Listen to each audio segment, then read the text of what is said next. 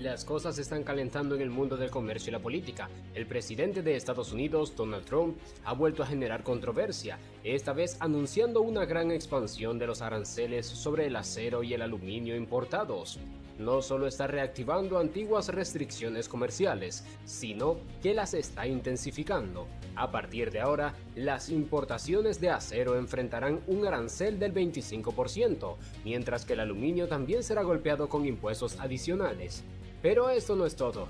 Trump también insinuó la implementación de un sistema de aranceles recíprocos, lo que significa que si otro país impone altos impuestos a los productos estadounidenses, Estados Unidos responderá con tarifas igual de duras. Como era de esperarse, esta medida ha generado ondas de choque en todo el mundo, especialmente entre los socios comerciales más cercanos de Estados Unidos, la Unión Europea y Canadá. Estos dos gigantes compran más de 550 mil millones de dólares en productos estadounidenses cada año y no están nada contentos. Si deciden contraatacar con sus propias medidas comerciales, esto podría generar un efecto dominó en la economía estadounidense, afectando industrias y negocios en todo el país. Sin embargo, justo cuando la tensión por los aranceles alcanzaba su punto máximo, Trump llevó la situación a un nivel completamente inesperado. En una entrevista con Fox News que dejó a los canadienses en estado de shock, lanzó una idea que nadie vio venir. Sugirió que Canadá debería convertirse en el estado número 51 de Estados Unidos.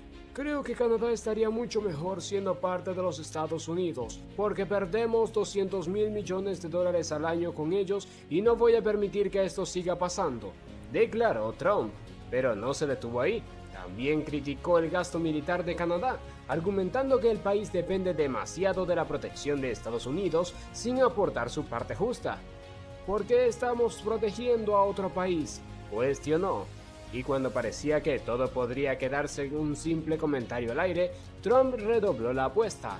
Durante una entrevista previa al Super Bowl, volvió a sugerir que Canadá no puede sostenerse por sí sola sin el apoyo económico y militar de Estados Unidos. Su solución, la absorción de Canadá como un nuevo estado de la Unión.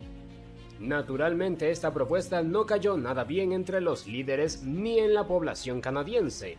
El primer ministro Justin Trudeau reaccionó de inmediato, calificando la idea como un insulto a los profundos lazos históricos entre ambas naciones. En todo Canadá, políticos de diferentes partidos se unieron a una postura firme de rechazo. Muchos vieron las declaraciones de Trump no solo como una maniobra política, sino como un desafío directo a la independencia de Canadá. El líder de la NDP, Jagmeet Singh, adoptó una postura aún más agresiva, visiblemente furioso. No aceptaremos un trato injusto, declaró a la Comisión Europea en un comunicado. Estamos completamente preparados para proteger a nuestras empresas, trabajadores y consumidores. El presidente de Francia, Emmanuel Macron, tampoco se contuvo.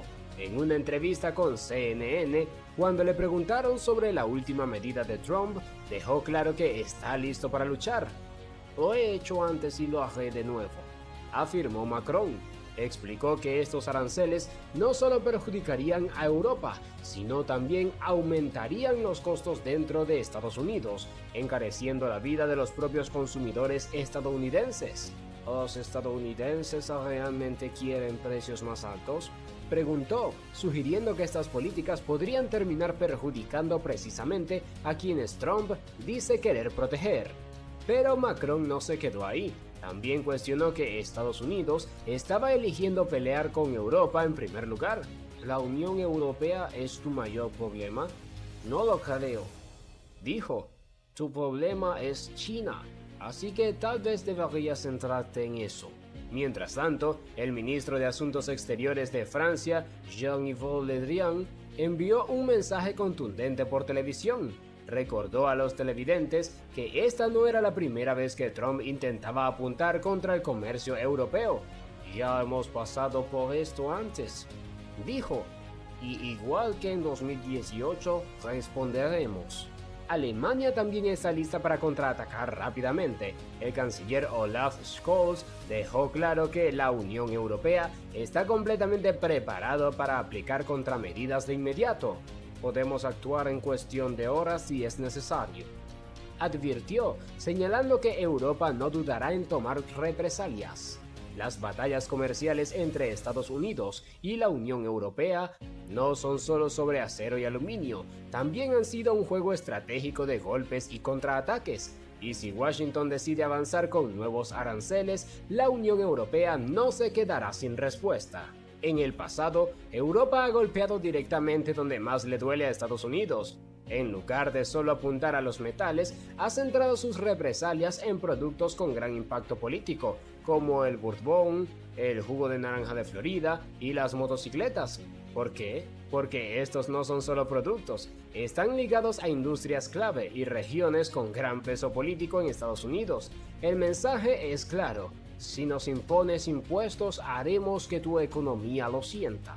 Con aún más herramientas a su disposición, la respuesta de la Unión Europea podría ser más fuerte que nunca. Uno de los factores claves en esta nueva ofensiva es el Instrumento contra la Coerción de la Unión Europea, que le otorga a Bruselas un arsenal mucho más amplio que los simples aranceles de importación. Una de las opciones más poderosas: excluir a las empresas estadounidenses de los enormes contratos públicos europeos.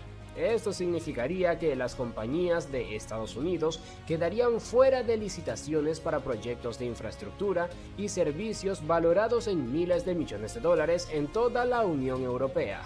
Pero no se detiene ahí. Reguladores en Bruselas también podrían imponer restricciones a proveedores de servicios estadounidenses, desde la banca y los seguros hasta las plataformas tecnológicas y de streaming. Imagina a gigantes como Apple, Google o Netflix enfrentando nuevos obstáculos legales solo para operar en Europa.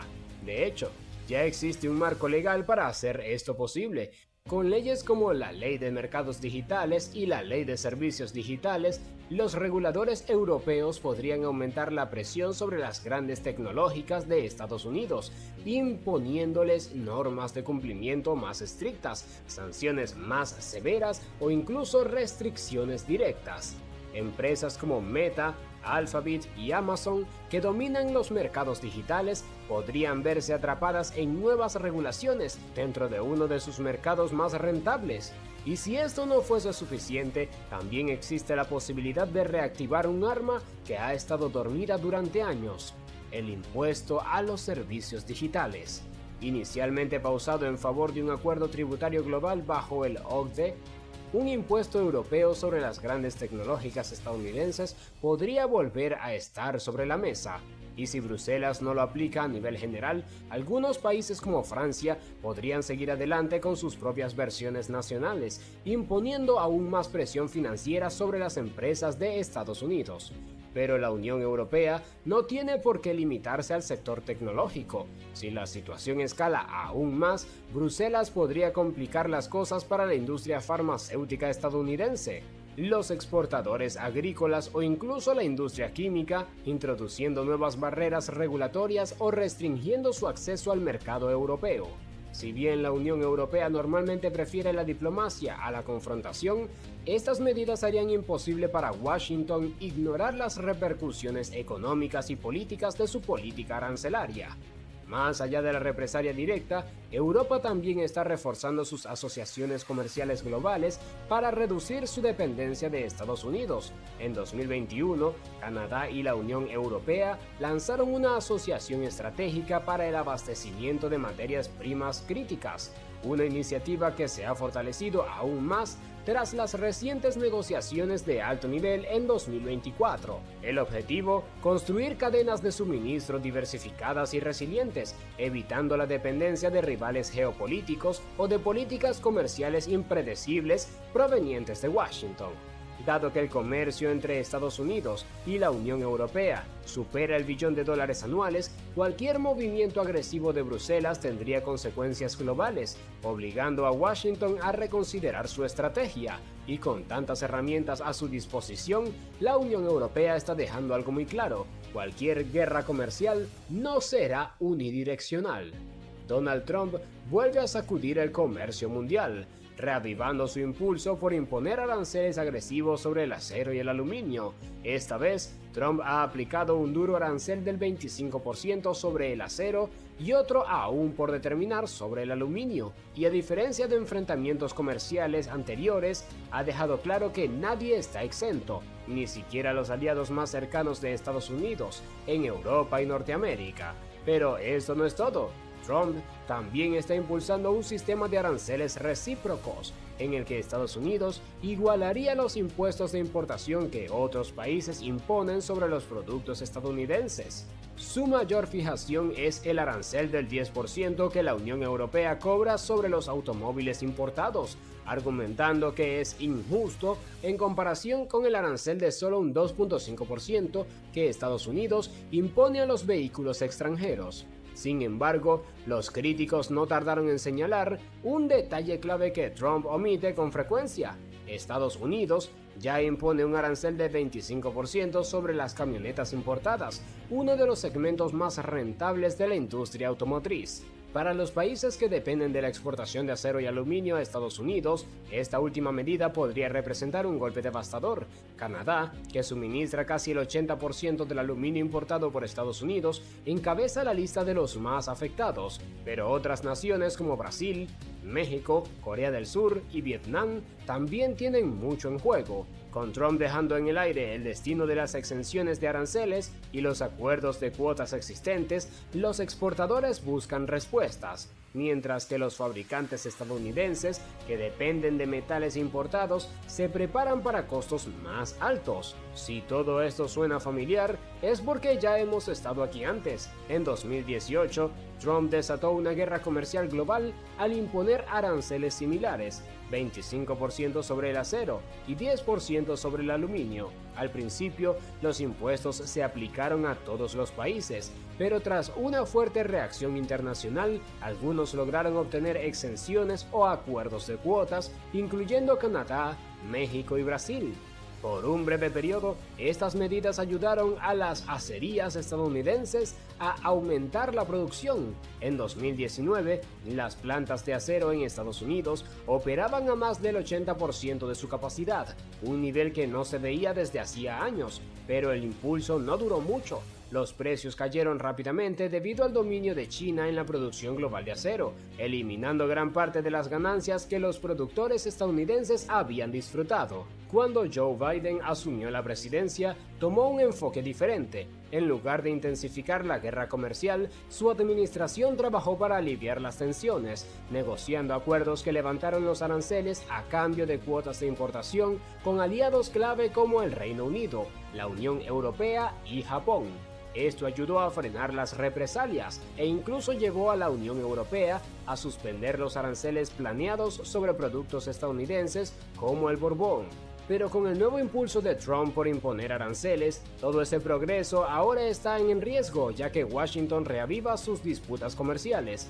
Tanto Canadá como la Unión Europea están tomando medidas para protegerse. Su estrategia, fortalecer su relación comercial para reducir la dependencia del impredecible mercado estadounidense. En el centro de este esfuerzo está el Acuerdo Económico y Comercial Global, CETA por sus siglas en inglés. Un tratado que ha estado transformando el comercio entre Canadá y la Unión Europea desde la implementación provisional en 2017. Con Estados Unidos amenazando repetidamente las exportaciones canadienses, Ottawa ve esto como un momento crucial para ampliar su comercio con Europa y ofrecer a las empresas más opciones fuera de su tradicional dependencia del mercado estadounidense. La ministra de Comercio de Canadá, Mary Ng, viajó recientemente a Bruselas para impulsar una colaboración aún más profunda. Su mensaje fue claro: Canadá está mirando más allá de Estados Unidos y quiere facilitar a sus empresas, especialmente a las pequeñas y medianas, pymes, el acceso a los mercados europeos. Sin embargo, aún queda mucho por hacer. En 2020, solo el 57% de los exportadores canadienses elegibles para los beneficios de CETA los estaban utilizando realmente.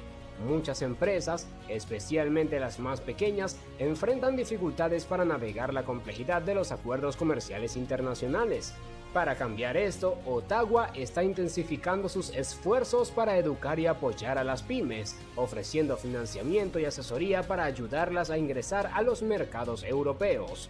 Una de estas iniciativas es el programa Can Export AS&S, que otorga subvenciones de hasta $75,000 para ayudar a las pequeñas empresas a desarrollar y ejecutar estrategias de exportación. Con más del 98% de las empresas canadienses clasificadas como PYME, el gobierno sabe que ayudarlas a aprovechar al máximo el CETA podría ser clave para hacer que Canadá sea menos vulnerable a las disputas comerciales con Estados Unidos. Cuando la pandemia del COVID-19 interrumpió el comercio global, Canadá tuvo que replantear su estrategia de expansión internacional. Las misiones comerciales tradicionales se volvieron inviables, por lo que el gobierno cambió de rumbo. En lugar de reuniones presenciales y eventos de networking en el extranjero, comenzaron a respaldar ferias comerciales virtuales, campañas de marketing digital e incluso a ayudar a las empresas a cubrir los costos de adaptación a las nuevas regulaciones internacionales. El objetivo era simple: hacer que fuera más fácil para las empresas canadienses, especialmente las más pequeñas, encontrar nuevos mercados más allá de Estados Unidos. La Unión Europea, con su enorme base de consumidores y su demanda de productos de alta calidad, se convirtió en un enfoque clave. Pero el comercio no se trata solo de vender productos, también es cuestión de asegurar los materiales necesarios para las industrias del futuro. Ahí es donde entran los minerales críticos. Vehículos eléctricos, paneles solares, turbinas eólicas, ninguna de estas tecnologías puede funcionar sin minerales como níquel, aluminio y uranio. Canadá es uno de los proveedores mundiales de estos materiales esenciales y la Unión Europea busca un socio estable y confiable para impulsar sus ambiciosos objetivos de energía limpia. Reconociendo sus intereses comunes, Canadá y la Unión Europea formaron una asociación estratégica sobre materias primas en 2021. Sus discusiones más recientes a principios de 2024 reforzaron la urgencia de esta colaboración, con ambas partes trabajando para reducir su dependencia de proveedores. En regiones políticamente inestables, Canadá ya ha prometido cerca de $4,000 millones a su estrategia de minerales críticos, garantizando que las prácticas minerales sean sostenibles y que las comunidades indígenas se beneficien del desarrollo de recursos.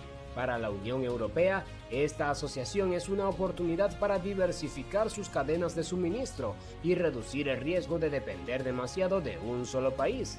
Más allá del comercio y los minerales, otro enfoque clave en la colaboración entre Canadá y la Unión Europea es la apertura de oportunidades laborales. Actualmente, profesionales canadienses como arquitectos, ingenieros y contadores a menudo enfrentan obstáculos al tratar de trabajar en Europa, y lo mismo ocurre con los europeos en Canadá.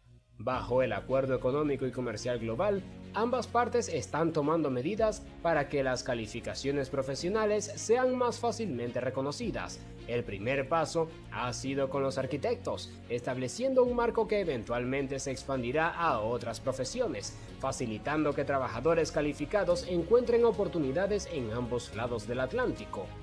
Puede parecer un pequeño avance, pero tiene enormes implicaciones. Facilitar el flujo de talento entre Canadá y Europa significa más innovación, más colaboración y una economía más fuerte y competitiva en ambas regiones. Las tensiones con Estados Unidos están dando a Canadá aún más razones para fortalecer sus lazos con la Unión Europea. Las últimas amenazas comerciales de Trump, incluyendo un arancel del 25% sobre bienes canadienses, han aumentado las preocupaciones sobre la dependencia económica de Estados Unidos. Pero lo que realmente llamó la atención fue su comentario improvisado sobre que Canadá debería convertirse en el estado número 51 de Estados Unidos. Los líderes canadienses respondieron de inmediato, calificando la sugerencia como absurda y reafirmando su compromiso con la soberanía del país. Frente a las amenazas de Estados Unidos, Canadá está adoptando una estrategia clara: diversificarse y reducir su vulnerabilidad a políticas comerciales impredecibles.